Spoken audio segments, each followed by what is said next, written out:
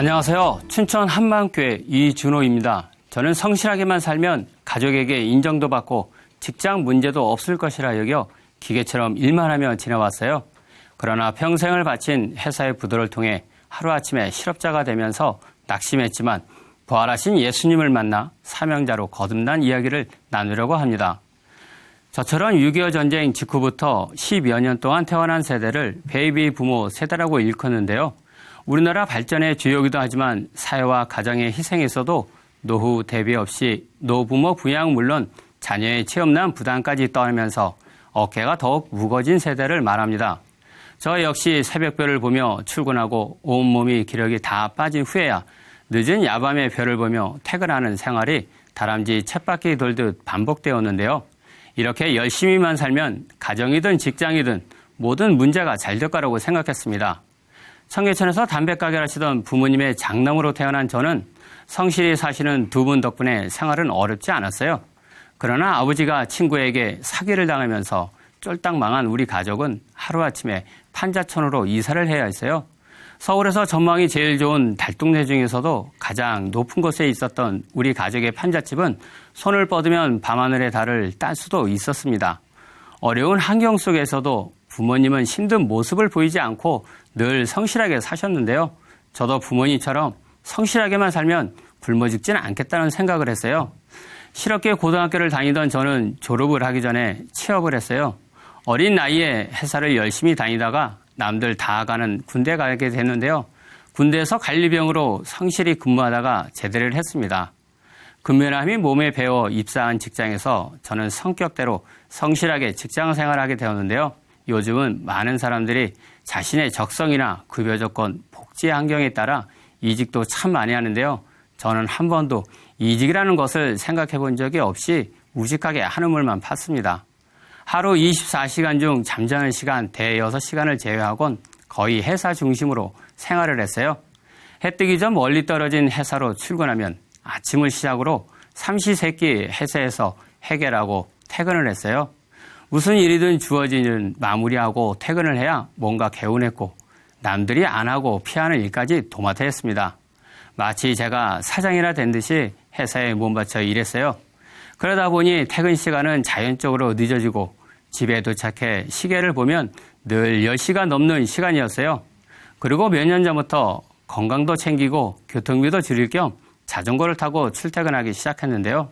자전거를 타고 달리면 1시간 30분을 열심히 달려야 회사에 도착했는데요. 몸은 힘들어도 마음은 뿌듯했습니다. 정해진 날짜에 월급을 꼬박꼬박 받으며 아무 문제 없이 돌아가는 제 삶에 늘 만족스러웠어요. 큰 돈을 벌지 못해도 복잡한 생활의 문제들 속에서 고민하고 살지 않으니 나름 잘 살고 있다고 생각이 들더라고요. 조그만 집에서 아이 셋 데리고 북적거리고 살아도 아이들이 탈 없이 자라줘서 좋았고 집안에 잡동사니가 가득가득 쌓여있고 널려 있어도 누워서 자고 밥 먹을 공간이 있으니 아무 문제도 안 된다고 생각했어요. 지금의 아내는 부모님을 모셔야 한다는 제 조건을 흔쾌히 승낙해 준 사람인데요. 그땐 저에겐 다른 것은 필요 없고 자신은 하나님을 믿으니 교회만 같이 다니며 신앙생활 하면 된다고 하더라고요. 근데 전 그게 뭐 어렵겠냐 싶은 마음에 약속을 지키기로 결심했습니다. 아내가 예쁘면 처갓집 기둥을 보고도 절을 한다고 하잖아요. 결혼을 하고 아내가 너무 예뻐서 아내가 하자는 대로 다 했어요. 특히 교회를 함께 다니겠다던 약속은 절대로 어기지 않았습니다. 비록 교회를 다니면서 말씀에 귀에 잘 들어오지 않고 삶에 변한 건 없었지만 그래도 약속 하나를 어겨서 가정의 불화가 생기는 걸 원치 않았거든요. 심지어 명절에 집을 떠나 형제들 집에 가서도 근처에 있는 교회를 나가곤 했는데요. 제 평소 삶을 잘 알고 있는 형제들은 저를 보고 신앙심은 눈꼽만큼도 없으면서 뭘 그렇게 꼬박꼬박 교회를 나가 하더라고요. 저희 집안이 불교였거든요. 저 역시 예수님 믿을 생각은 전혀 없었습니다. 아내는 가정에 굉장히 헌신적인데요. 잘 살고 싶어하는 아내의 바람에 저는 맞춰지지 못했습니다. 직장 때문에 늦게 퇴근하니 아이들과 대화 시간도 줄어들어 관계가 어색해지고 하루하루 누워서 일어나지 못하고 짜증만 늘어가는 아내의 모든 감정을 다 받아줘야 하니 너무 괴로웠어요. 가정이 무너져가고 있는데 여전히 새벽에 출근하고 늦은 야밤에 퇴근하는 일 중독자 같은 삶은 변하지 않았습니다. 제가 무너지면 모든 것이 끝난다는 생각에 사로잡혀 있었으니까요. 하루하루 고통 속에 살던 아내는 자신의 병약한 몸과 마음을 치유받고 싶어 했어요. 그 무렵 춘천에 살고 있던 처제가 교회에 수련회가 있다고 연락이 왔는데요. 아내는 정말 갈급한 마음으로 아이 셋 모두 데리고 수련회에 참석하기로 했습니다. 마지못해 아내와 아이 셋을 차에 태우고 도착한 한마음 교회는 한적한 시골 풍경에 편안함을 주었어요. 그런데 한창 예배를 드리고 있는 예배당의 문을 열고 들어가는 순간 정말 깜짝 놀랐습니다. 우렁찬 소리의 찬양과 성도들의 기도 소리는 적응하기가 너무나 어려웠고 내내 어색했어요. 하지만 아내는 그런 저와 다르게 예배를 드리고 너무나 기뻐하더라고요. 그 후 아내는 신기하게도 몸과 마음이 많이 회복되었습니다. 지난 삶을 되돌아보니 무려 20여 년이나 교회를 다녔어요. 열심히 신앙생활했으면 전도사가 되어도 남을 시간인데 전 그동안 교회를 향한 운전기사 노릇만 했습니다. 20년 동안 나아진 것은 교회 가는 길이 내비게이션이 없어도 능숙해진 것과 주변에 있는 맛집들을 많이 알게 된 거고요. 경치 좋은 곳도 많이 알게 되었어요. 예배 시간에 아내는 교회에서 열심히 예배를 드리고 저는 예배당을 자연스럽게 빠져나와 마음에 잘 맞는 셋째 처제와 함께 여기저기 돌아다녔습니다. 마치 학창시절 자율학습 시간에 땡땡이 치고 시내를 자유롭게 거닐던 때처럼요. 사실 지금도 제가 누군지 잘 모르는 분들이 더 많습니다. 최근엔 가족들이 한 명, 두 명 A4 종이를 들고 다니기 시작하면서 중얼중얼 하더니 줄줄이 간증 방송에 출연하는 거예요. 모이기만 하면 간증과 복음에 관한 이야기를 꽃을 피웠는데 그때는 왕따가 되어가는 것 같았어요. 다들 변하는데 나는 왜 20년 동안 그대로일까? 저를 되돌아봤습니다. 사실 제가 바뀌어야 한다는 생각은 하지 않았어요. 내 일, 내 가족, 내 물질, 이 모든 것이 내가 공들여 쌓아온 것들이고 내가 만족하는데 이대로 살다 죽어도 아쉬울 거 하나도 없었습니다. 그저 저에게는 장밋빛 인생만 그려질 뿐이었어요. 나머지 1%가 아쉬워서 약속대로 교회를 다닌 것뿐이고요. 그런데 예배 중에 자꾸만 모두가 죄인이라는 거예요. 난 크게 죄진 거 없이 성실하게 살아왔을 뿐인데 죄인이니까 회개하라고 하니 남들에게 하는 말씀으로만 들렸어요. 저는 제 자신을 위이고 포기하고 오로지 가족을 위해 이날 이때까지 일만 하며 지내오느라 죄 지을 시간이 없다고 생각했습니다. 그러던 어느 날 꿈에도 생각지 못했던 청천벽력 같은 일이 벌어졌습니다. 평생을 바쳐 일해왔던 회사가 부도가 나서 하루아침에 실업자가 된 것입니다. 하늘이 무너지는 것 같았고 하소연할 것도 없었습니다. 왜 열심히 살아온 나에게 이런 일이 벌어진 거지? 내가 얼마나 회사를 위해 희생하며 살아왔는데 앞으로 어떻게 살아가야지? 하늘을 바라봐도 땅을 쳐다봐도 깊은 한숨만 나왔습니다. 영원할 것만 같았던 안정적인 직장이 없어지게 되면서 저는 처음으로 인생이 내 뜻대로 흘러가는 게 아니구나 하는 생각을 갖게 되었습니다. 험난한 인생을 겪으면서 넘어지기도 하고 다시 일어서기도 했다면 모르겠는데요. 저는 늘 큰 문제 없는 평탄한 삶을 살았기 때문에 마음으로 다가온 충격이 상당히 컸어요. 인생에서 처음으로 낮은 마음이라는 것이 어떤 것인지 경험하게 되었습니다. 인생의 바닥을 맛보니까 여태껏 관심이 없어 들리지 않았던 말씀들이 들리기 시작했습니다. 눌리고 포로된 자, 염려와 두려워하는 자, 낙심하는 자 등 모든 말씀이 제 얘기로만 들렸어요. 가족들은 저에게 복음을 들려주기 시작했는데요. 예수님은 역사적 실존 인물이며 유일하게 다시 사신 분이라는 거예요. 저는 2000년 전 야고보 입장에서 자신의 친형인 예수님을 바라봤습니다.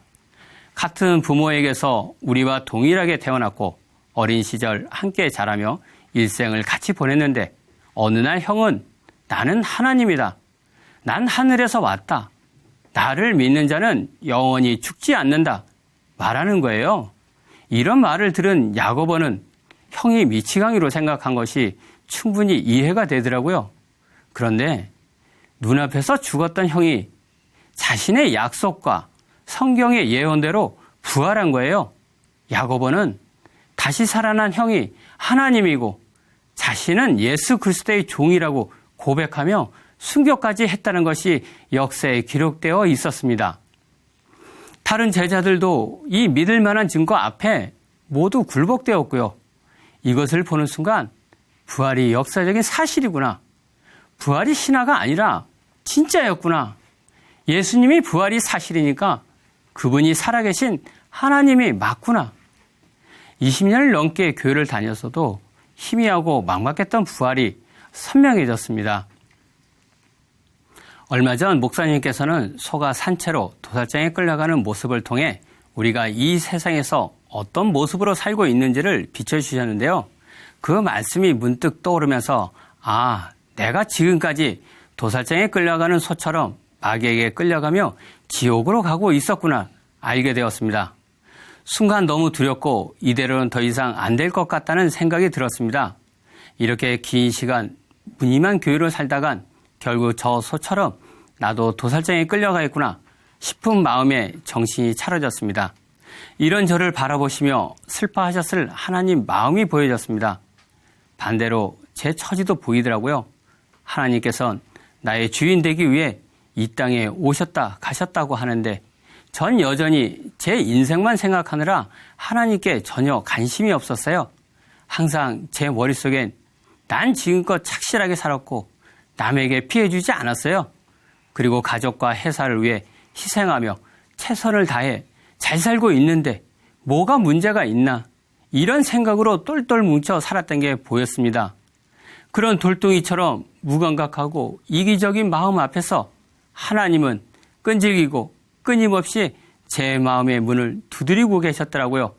저를 기다리던 하나님 앞에서 저는 보이는 생활만 괜찮고 만족스러우면 된 거 아니냐고 말하며 하나님을 마음에서 버리고 살고 있었어요. 그런 제 중심이 바로 자기가 하나님 되려던 마귀와 동일한 중심이라는 것을 알게 되었습니다. 이런 저를 위해 예수님께서 죽고 부활하셔서 저의 주인 되어 주셨는데도 여전히 예수님께 주인 자리를 내어드리지 않았습니다. 회개할 수밖에 없었습니다. 제가 예수님을 믿지 않았습니다. 제가 그동안 예수님을 철저하게 무시했습니다. 정말 죄송합니다. 전 지금까지 예수님을 믿지 않았던 죄를 회개하고 오래도록 문 밖에서 기다리시던 예수님을 제 마음의 주인으로 모셔드렸습니다. 예수님을 마음의 주인으로 모시고 나니까 제 삶에 조금씩 달라지기 시작했어요. 저도 모르게 제가 활짝 웃고 다녔나 봐요.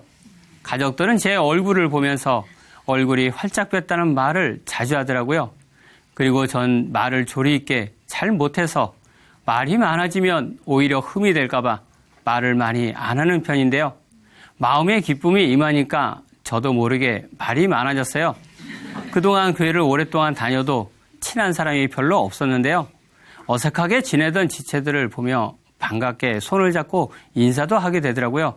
또 쑥스러워서 남들 앞에서 큰 소리로 말하는 걸 잘 못하는 사람인데 일꾼과 교제하며 묻는 말에 아멘입니다 하며 자연스럽게 큰 소리로 대답했어요. 교제해주던 일꾼이 놀라며 기뻐해 주었고 저희 마음도 너무나 기뻤습니다. 그리고 주변 사람이나 친구들에게도 조금씩 복음을 전하기 시작했는데요. 갑자기 변한 제 모습에 당황하기도 하지만 그래도 전 아랑곳 않고 당당하게 복음을 전합니다. 가정의 분위기도 많이 바뀌었어요. 사실 저는 아내와 다툴 일이 있어도 가정이 화목이 깨질까 봐 웬만하면 참고 살았어요. 그런데 제가 예수님 앞에 바로 서고 나니까 아내가 저를 대하는 태도도 변하더라고요. 결혼 전에 상냥하게 웃던 그 아름다운 얼굴로 돌아왔어요. 아내가 변한 건지 제 눈이 바뀐 건지 모르겠지만 어쨌든 참 감사합니다. 자석처럼 찰싹 붙어 다니는 아내와 두 번째 신혼을 누리고 있답니다. 내 힘으로 꿈꾸던 행복은 다른 곳이 아니라 오직 예수님 안에 있었습니다. 아멘. 그리고 가장 기억에 남는 것이 하나가 있는데요. 저희 집안이 불교 집안이잖아요. 저는 20년이나 교회를 다녔지만 복음도 몰랐고 가족들에게 크리스찬다운 모습을 한 번도 보이지 못해서 민망했는데요. 복음을 알게 되고 나니까 가족들에게 전해야겠다는 마음이 생기더라고요. 어떻게 하면 복음을 전할까를 고민하다가 돌아가신 아버지 기일이 되었어요. 저는 가족들에게 예배를 드리고자 했고 떨리는 마음으로 예배를 준비했습니다. 그렇게 드리게 된 첫 추도 예배는 비록 조리 있게 말씀을 잘 전하지 못했지만 그동안 한 번도 담대하게 복음을 전하지 못했던 저에게 너무도 감격스러운 순간이었습니다. 요즘 평생 다니던 직장을 잃고 난생 처음으로 휴식 시간을 보내고 있어요. 부활하신 주님을 만나지 못했더라면 아마도 지금 굉장히 분내고 낙심하며 있었을 텐데 부활의 주님을 알게 되고 나니 오히려 하나님을 만나는 황금 같은 휴가라는 생각이 들어서 감사할 뿐입니다. 오래간만에 딸아이와 단둘이 데이트도 즐기기도 하고 그동안 지나간 제 인생을 돌아보며 정리하는 시간도 너무도 행복합니다. 두려워하거나 염려하지 않고 오히려 주님께 온전히 맡기고 저를 응원해준 아내에게도 감사하고요. 이제는 나 자신과 가족의 행복을 위한 삶이 아니라 사나 죽으나 오직 주님께 영광을 올리고 영원 구원을 위해 일하는 멋진 인생을 펼쳐갈 것입니다. 감사합니다.